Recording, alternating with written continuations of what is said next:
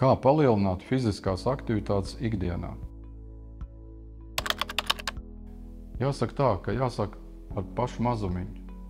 Pēc iespējas vairāk kustēties, pārvietoties ar kājām, tā vietā, lai brauktu ar automobīlu vai brauktu ar sabiedrisko transportu, pēc iespējas staigāt kājām, braukt ar velosipēdu, kustēties, lai nav tā, ka cilvēks visu dienu nosēž darbā ofisā, atgriežas mājās, paēd, nosēž pie televizora vai datora un turpina šo mazkustīgo dzīves režīmu. Tad ir pierādīts, ka jebkādas kustības par pusstundu dienā samazina sirds asinsvadu saslimšanas risku, tā ir skaitā miokarda infarkta risku. Tad jāsāk ar to, ka cilvēks savā ikdienas dzīvē ievieš tādu paradumu kā kustēties, staigāt.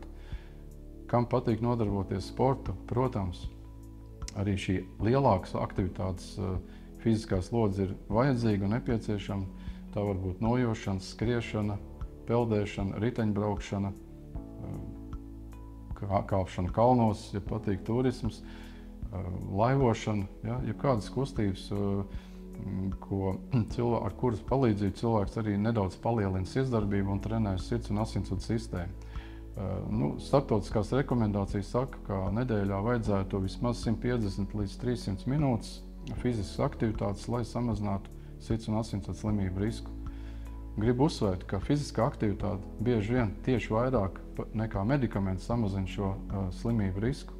Un tātad mūsu pašu rokās ir rūpēties par savu sirds veselību un ieguldīt sirds veselībā ilgtermiņā, izmainot savu dzīvesveidu, palielinot fizisko aktivitāti, ēdot veselīgi, ēdot mazāk varbūt, un pietiekami arī izguļoties, atsakoties no kaitīgiem ieradumiem, kā smēķēšana.